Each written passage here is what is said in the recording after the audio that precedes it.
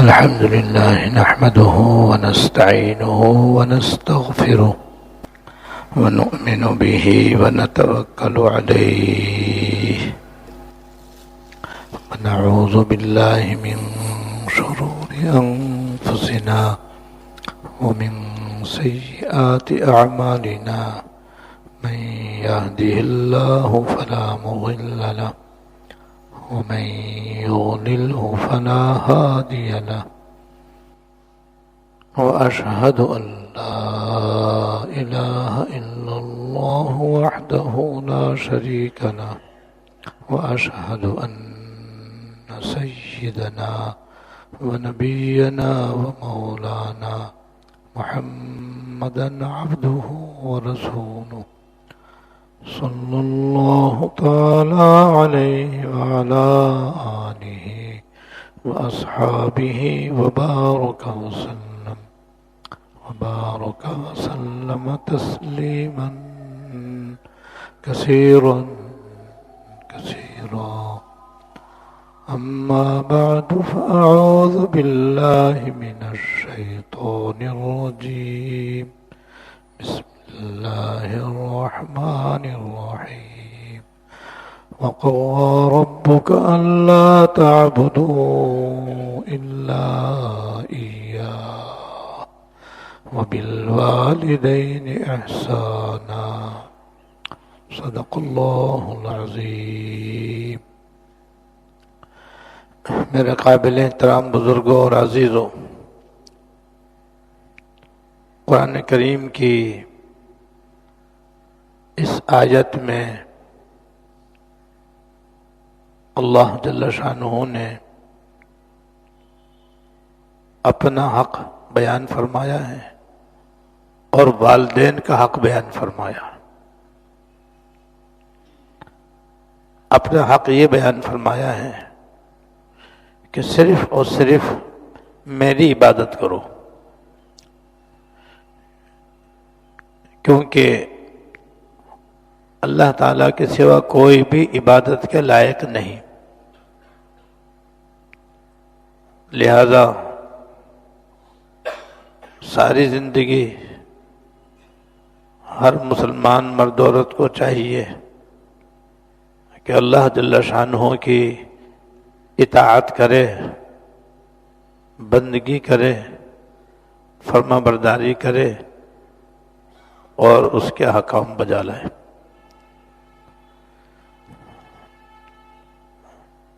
اور بھی اللہ جل شانہ کے جتنے حقوق ہیں ان سب کو ساری زندگی ادا کرتا رہے. اس کے بعد اللہ تعالیٰ نے والدین کا حق ادا کرنے کے لیے حکم دیا ہے، اور اس میں فرمایا ہے کہ والدین کے ساتھ اچھا سلوک کرو. وجہ یہ کہ اللہ تعالیٰ نے اپنے حقوق بھی بیان فرمائے ہیں اور مقرر فرمائے ہیں، اور بندوں کے حقوق بھی بیان فرمائے ہیں اور مقرر فرمائے ہیں. دین ان دونوں قسم کے حقوق ادا کرنے کا نام ہے. اگر کوئی صرف اللہ تعالیٰ کے حقوق ادا کرے اور بندوں کے حقوق ادا نہ کرے تب بھی کافی نہیں ہے، اور اگر کوئی بندوں کے حقوق ادا کرے اللہ تعالیٰ کے حقوق ادا نہ کرے تب بھی کافی نہیں ہے، یعنی نجات کے لیے کافی نہیں ہے. نجات کا دار و مدار دونوں کے حقوق ادا کرنے پر ہے. اور بندوں کے حقوق میں رسول اللہ صلی اللہ علیہ وسلم اور انبیاء علیہ السلام کے بعد کسی مسلمان پر سب سے بڑا حق اس کے والدین کا ہے، جس میں سے ایک اہم حق اس آیت میں اللہ پاک نے بیان فرما دیا ہے جو بہت جامع حق ہے. فرمایا وبالوالدین احسانا، اور والدین کے ساتھ اچھا سلوک کرو، اچھا برتاؤ کرو، ان کی خدمت کرو، جائز امور میں ان کی اطاعت کرو، اور ان کی خدمت کر کے ان کا دل خوش کرو. تو یہ اچھا سلوک کرنے کا اللہ پاک نے اس آیت میں حکم دیا ہے. لہذا ان کے ساتھ بدسلوکی کرنا، بدتمیزی کرنا، جائز امور میں ان کا کہنا نہ ماننا، یا اس سے بڑھ کر ان کو ستانا، برا بھلا کہنا، معاذ اللہ ان کو مارنا، یا کسی طرح سے بھی ان کو ستانا، یہ حرام اور ناجائز ہے. جیسے شرک کرنا حرام ہے، چوری کرنا حرام ہے، ناحق کسی کو قتل کرنا حرام ہے، ماں باپ کو ستانا بھی حرام ہے. ایک حدیث میں ہے، آپ نے فرمایا میں کیا تم کو اکبر الکبائر نہ بتلاؤں، یعنی کبیرہ گناہوں میں بھی بڑا گناہ. ایک تو گناہ صغیرہ ہوتے ہیں، وہ چھوٹے گناہ کہلاتے ہیں. چھوٹے گناہ کے مقابلے میں بڑے گناہ ہیں، جیسے نماز نہ پڑھنا، زکوٰۃ نہ دینا، جھوٹ بولنا، غیبت کرنا، یہ سب کبیرہ گناہ کہلاتے ہیں. اور بعض گناہ ایسے ہیں جو کبیرہ گناہوں میں بھی بڑے گناہ ہیں، انہیں کہتے ہیں اکبر الکبائر، کبیرہ گناہوں میں بھی زیادہ بڑے گناہ. اور پھر فرمایا وہ 3 گناہ ہیں. پھر فرمایا وہ 3 گناہ ہیں. جب آپ نے پوچھا میں تم کو اکبر الکبائر بتلاؤں، تو صحابہ نے عرض کیا حضور ضرور بتائیے. تو آپ نے 3 بڑے بڑے گناہ بیان فرمائے جو کبیرہ گناہوں میں بھی زیادہ بڑے گناہ ہیں. ایک تو اللہ تعالیٰ کی ساتھ کسی کو شریک کرنا،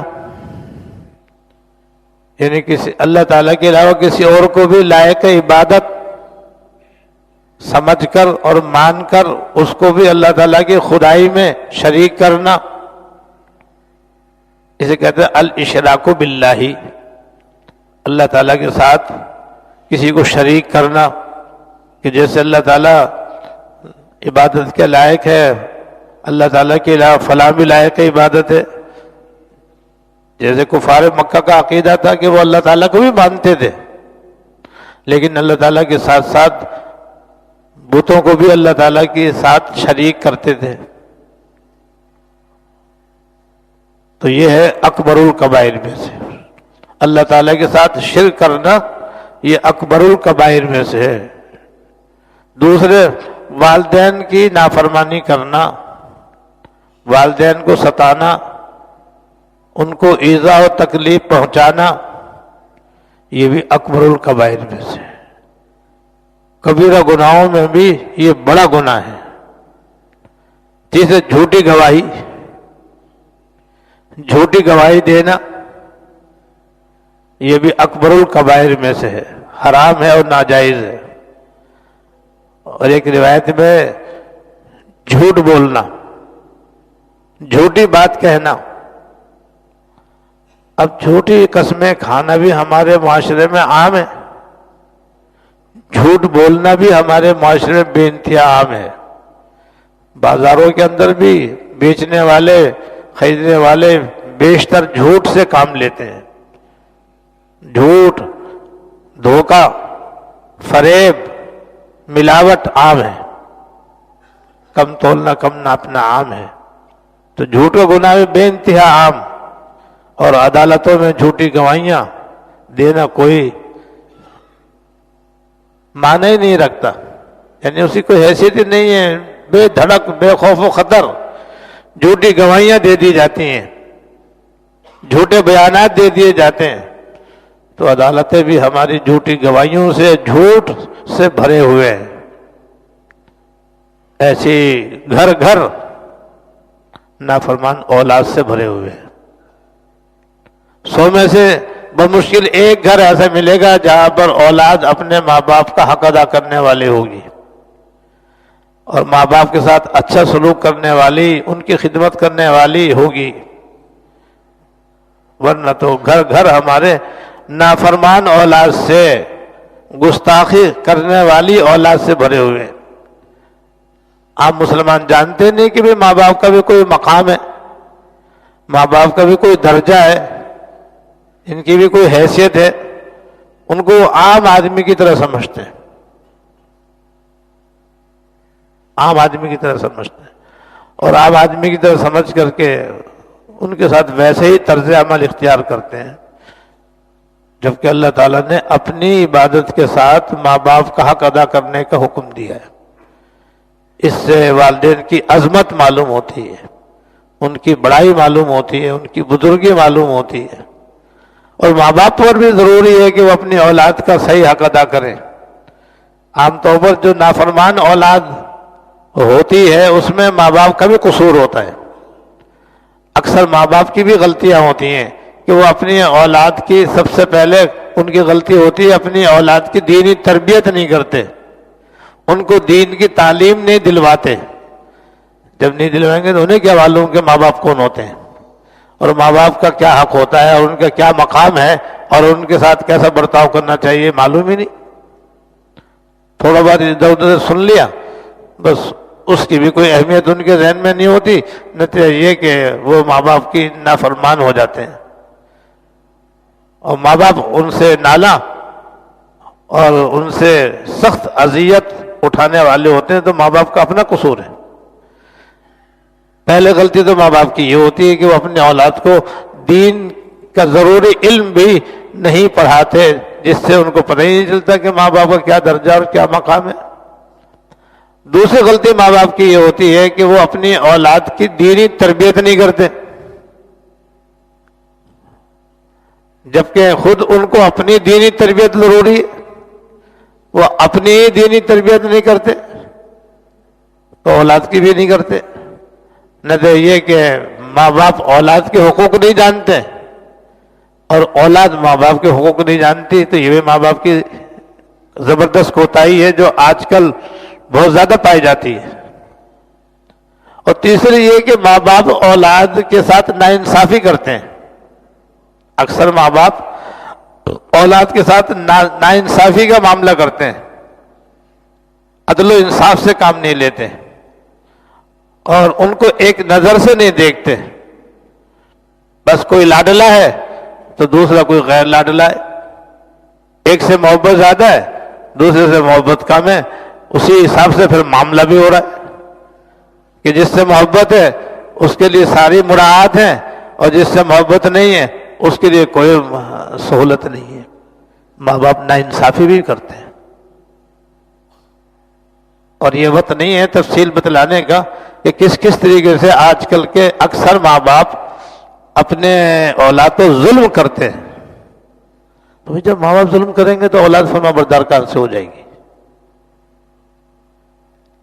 اور اولاد کا بھی قصور ہے کہ وہ ماں باپ کی فرما برداری نہیں کرتے، تابع داری نہیں کرتے، جس طرح ان کا مقام ہے وہ نہیں دیتے، اور جائز امور میں ان کی اطاعت نہیں کرتے، جس کی وجہ سے وہ بھی گنہگار ہیں۔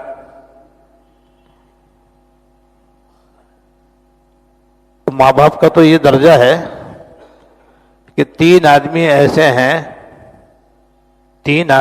ہیں کہ ان کی دعا رد نہیں ہوتی، ان کی دعا ضرور قبول ہوتی ہے۔ تین آدمی ایسے ہیں کہ ان کی دعا ضرور قبول ہوتی ہے، حدیث میں ہے کہ ان کے دعا کے قبول ہونے میں کوئی شک نہیں ہے۔ سبحان اللہ۔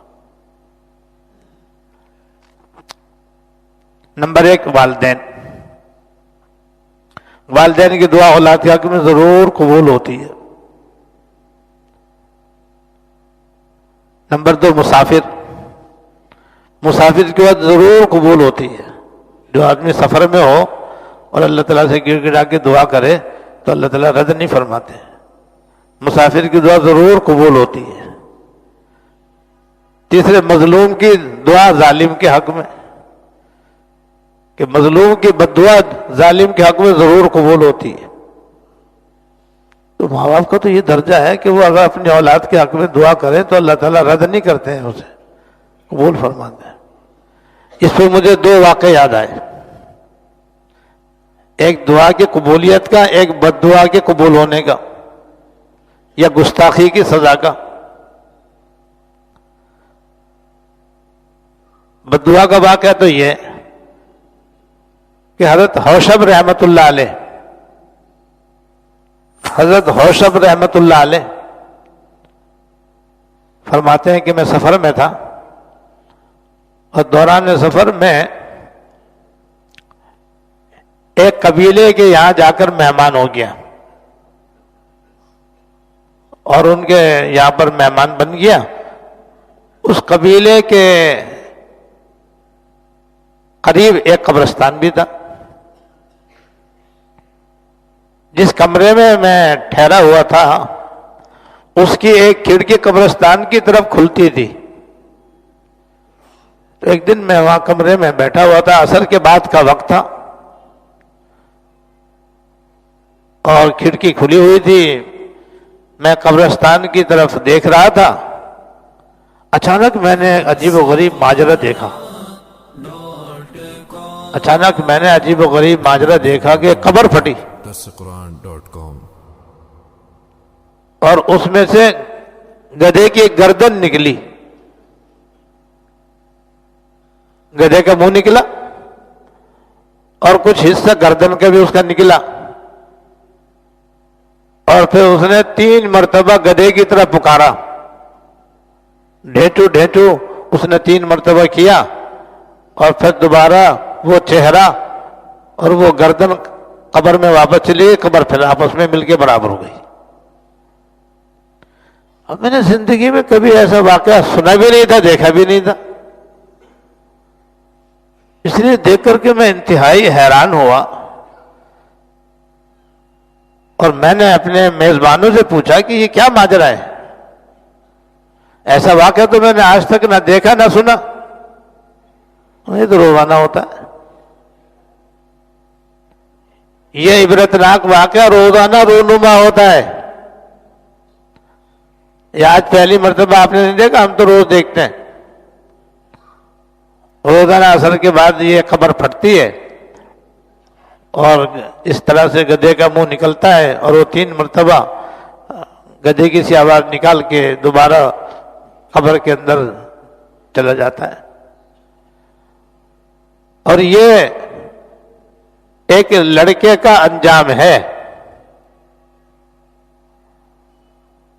اور پھر انہوں نے اس کی حقیقت بیان کی کہ ایک بڑی بھی تھی ہمارے قبیلے میں، ہمارے خاندان میں ایک بڑی بھی تھی. وہ بڑی عابدہ زاہدہ، بڑی پارسا اور اللہ والی تھی. اس کا ایک بیٹا تھا انتہائی شرابی کبابی، بہت زیادہ وہ شراب پیا کرتا تھا. اور شرابی آدمی شراب پینے کے بعد ہول فول بھی بکتا ہے، غیر شریفانہ حرکتیں کرتا ہے، اللہ بچائے. اس لیے شراب حرام ہے. یہ تمام برائیوں کی جڑ ہے. شراب ام الخبائث میں سے ہے، یعنی ساری برائیوں کی جڑ اس کے اندر پائی جاتی ہے. جو شراب پیے گا ایک نہیں ہزاروں گناہوں کے اندر وہ مبتلا ہوگا. تو وہ ہول فول بکتا ہے. تو جب وہ شراب پیتا اور ہول فول بکتا تو اس کی والدہ کو بڑی تکلیف ہوتی تھی. جب وہ ذرا ہوش میں آتا تو اس کی والدہ اس کو سمجھاتی تھی کہ بیٹا شراب تو اسلام کے اندر بالکل حرام ہے، قطعاً ناجائز ہے، گناہ کبیرہ ہے. بیٹا تو اس سے بچ، ساری برائیوں کی تو جڑ ہے. سمجھاتی تھی. تو کہتا ہاں تو گدھے کی طرح مجھے منع کرتی رہتی ہے. جب بھی اس کی ماں اس کو سمجھاتی وہ یہ کہتا تھا تو گدھے کی طرح مجھے میرے پیچھے پکارتی رہتی ہے، مجھے منع کرتی رہتی ہے۔ تو جس دن اس کا انتقال ہوا ہے، عصر کا وقت تھا، بس اب دفنانے کے بعد سے روزانہ اس کا یہی حال ہے کہ اس نے اپنی ماں کو تو کہا تھا کہ تو گدھے کی طرح مجھے منع کرتی ہے، اب اسی کا یہ حال ہو گیا کہ روزانہ قبر پھٹتی ہے، اس کے بیٹے کا یہ چہرہ قبر سے باہر نکلتا ہے اور گدھے کی طرح 3 مرتبہ وہ پکار کر کے دوبارہ گدھے قبر کے اندر چلا جاتا ہے۔ یہ اس کا بیٹا ہے۔ ماں کی گستاخی کرنے کا اور اس کی بد دعا کا یہ انجام ہے۔ اندازہ کرو، سبق لینا چاہیے، عبرت لینی چاہیے کہ جو اپنے ماں باپ کو ستائے گا، ان کو ایذا پہنچائے گا، ان کو تکلیف پہنچائے گا، ایسا بھی انجام ہو سکتا ہے، اس کا ایسا بھی انجام ہو سکتا ہے۔ یہاں تک حکم ہے کہ اگر والدین واقعات ظلم بھی کریں، یہاں تک حکم ہے کہ اگر کسی اولاد پر اس کے ماں باپ زیادتی کریں، ظلم کریں، تب بھی برداشت کرے، ان کی گستاخی نہ کرے، بدتمیزی نہ کرے، ان کے ظلم کا جواب ظلم سے نہ دے، صبر و تحمل سے گوارا کرے اور برداشت کرے۔ یہ تو بد دعا کا انجام ہو گیا اور ماں کی گستاخی کرنے کا نتیجہ نکلا۔ اب دعا کا بھی سن لو۔ یہ حضرت موسیٰ علیہ السلام کے زمانے کا واقعہ ہے اور بنی اسرائیل کا واقعہ ہے۔ ایک دفعہ حضرت موسیٰ علیہ السلام نے اللہ تعالیٰ سے دعا کی کہ یا اللہ، جنت میں میرا کون ساتھی ہوگا مجھے بتا دیجئے، جنت میں میرا کون ساتھی ہوگا، میرا رفیق جنت کون ہوگا مجھے وہ بتا دیجئے۔ اللہ تعالیٰ نے دعا قبول فرما لی اور فرمایا کہ بازار میں جو فلاں قصائی ہے جو گوشت بیچتا ہے وہ تمہارا جنت میں تمہارا ساتھی ہے۔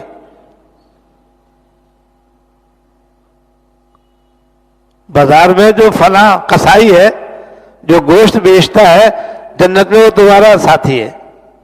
بڑا حضرت کو تعجب ہوا کہ قصائی میرا جنت میں ساتھی ہے۔ پوچھا پروردگار وہ کون سا ہے، کیا نام ہے، کیا آتا پتہ ہے؟ تو اللہ تعالیٰ نے سب بتا دیا۔ حضرت موسیٰ علیہ السلام اس کے پاس پہنچ گئے کہ اپنے جنتی یار سے تو ملوں۔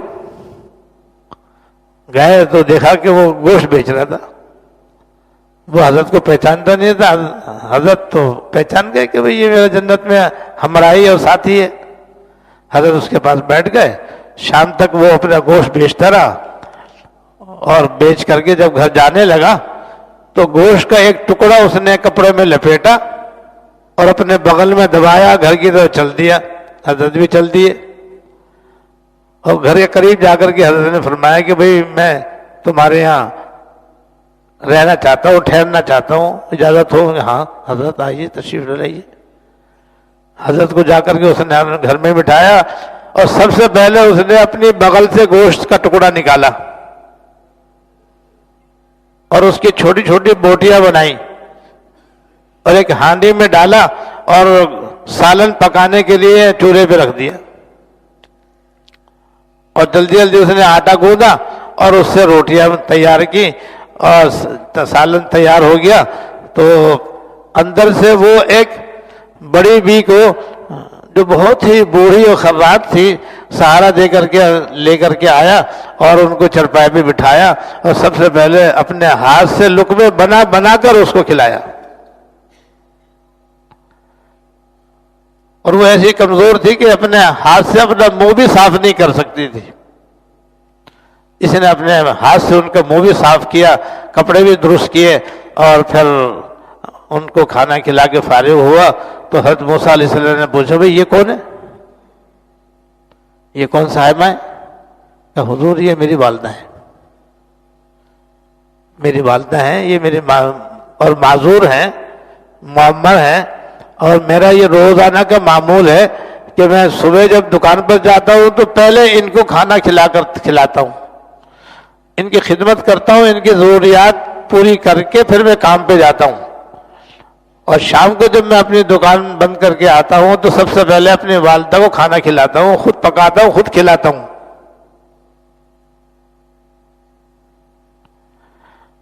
اس کے بعد موسیٰ علیہ السلام نے دیکھا کہ جب وہ کھانا کھلا کے فارغ ہوا تو وہ کچھ بڑبڑانے لگی، کچھ بولنے لگی جو سمجھ میں نہیں آ رہا تھا۔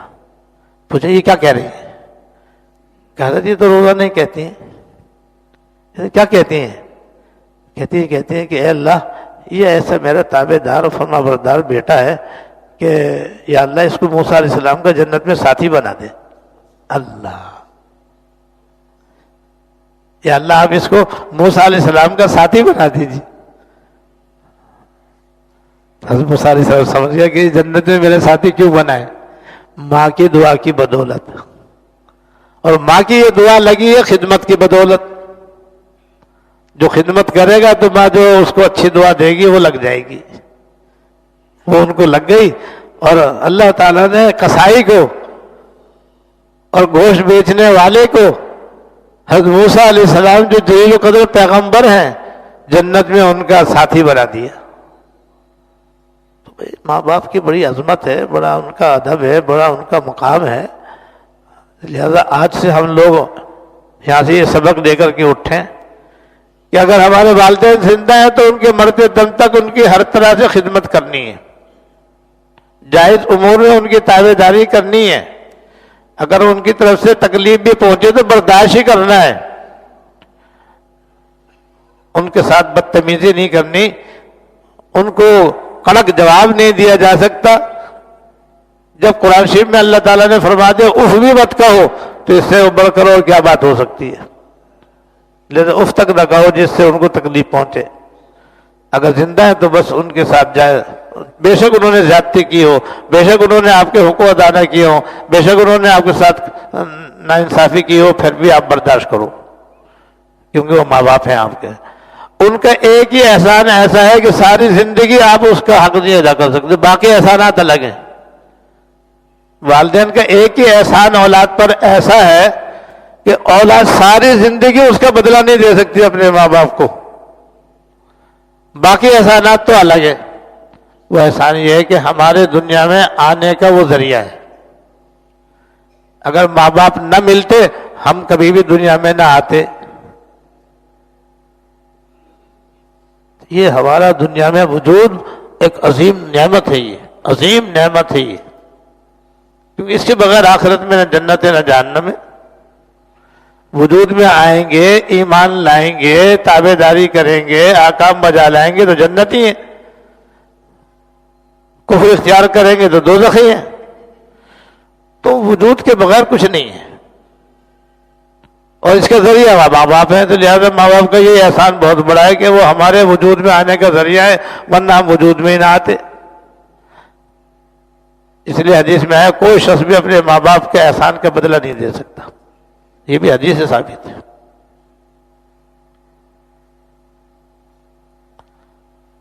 اس لیے ماں باپ کے ظلم کو، ان کی زیادتی کو، ان کی ناانصافی کو نظر انداز کرتے رہنا چاہیے۔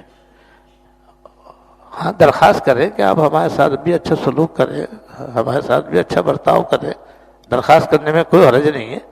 لیکن اگر وہ نہ کرے تو بس یہ سمجھو کہ وہی میرے والدین ہیں، بس میرے سب سے بڑے محسن ہیں، اللہ اس کے رسول کے بعد سب سے بڑے میرے محسن ہیں، لہذا ان کے ساتھ خدمت کا برتاؤ کریں تاکہ ان کے دل سے دعا نکلے، اور ان کی دعا اولاد کے حق میں ضرور قبول ہوگی انشاءاللہ تعالی۔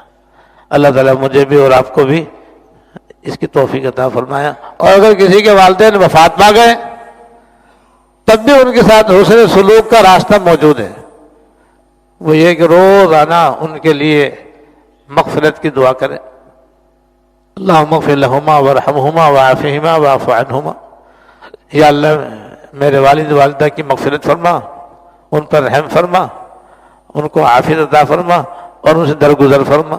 تو کیسی جامع دعا ہے، اللہم اغفر لہما، یا اللہ ان دونوں کی مغفرت فرما، وارحمہما اور ان پر رحم فرما، وعافہما ان کو معاف فرما، وعافیما ان کو عافیت عطا فرما، واعف عنہما اور ان دونوں سے درگزر کا معاملہ فرما۔ اور حدیث میں آتا ہے کہ صرف ماں باپ کے ساتھ نہیں، کسی بھی مسلمان کے حق میں کوئی آدمی اتنی سی دعا کرے کہ اللہ فلاں کی مغفرت فرما، اس پر رحم فرما، اللہ تعالیٰ پہاڑوں کے برابر اجر و ثواب قبر میں داخل کر دیتے ہیں، پہاڑوں کے برابر۔ پھر ماں باپ کے پاس جب اتنا ثواب جائے گا تو کتنے خوش ہوں گے وہ۔ تو ایک تو یہ دعا بالکل آسان ہے، اللہم اغفر لہما وارحمہما وعافہما واعف عنہما، عربی میں یاد نہ ہو تو اردو میں یاد کر لیں، یا اللہ میرے والدین کی مغفرت فرما، ان پر رحم فرما، اور ان کو عافیت عطا فرما، اور ان سے درگزر کا معاملہ فرما، اور روزانہ ایصال ثواب کا معمول بنا لیں۔ کم سے کم فجر کے بعد 12 دفعہ قل ہو اللہ پڑھ لیا کریں، اور 12 دفعہ فجر کے بعد قل ہو اللہ پڑھنے سے 4 قرآن شریف ختم کرنے کا ثواب ملتا ہے۔ اور اگر کوئی یاسین شریف بھی پڑھ لے تو اور اچھا ہے، سورہ دخان پڑھ لے تو اور بھی اچھا ہے، سورہ ملک پڑھ لے تو اور بھی اچھا ہے، اس کا ثواب ان کو پہنچائے اور ساری زندگی پہنچاتا رہے، ان کے لیے صدقہ کرتا رہے، نفلیں پڑھ کر کے ان کا ثواب پہنچاتا رہے، تسبیحات پڑھ کے ثواب بخشے، قربانی کر کے ثواب بخشے، عمرہ کر کے ثواب بخشے، حج کر کے ثواب بخشے، اور بہت سارے کام ہے۔ پھر تو ساری زندگی یہ کرتا رہے۔ تو یہاں تک ہے کہ اگر کوئی زندگی میں اپنے ماں باپ کو ستاتا رہا، ان کی نافرمانی کرتا رہا، ان کی حق تلفیہ کرتا رہا، اسی حالت میں والدین دنیا سے رخصت ہو گئے، اب ہوش آیا، ان کے مرنے کے بعد اب اولاد کو ہوش آیا کہ بھئی مجھے ان کا حق ادا کرنا چاہیے تھا، تو اس کا آسان طریقہ یہی ہے کہ ایصال ثواب اور دعائے مغفرت کرتا رہے، تو انشاءاللہ قیامت میں یہ نافرمان بیٹا بھی اور نافرمان بیٹی بھی فرما برداروں میں اٹھیں گے۔ اللہ تعالیٰ توفیق عطا فرمائے۔ وآخر دعوانا الحمدللہ۔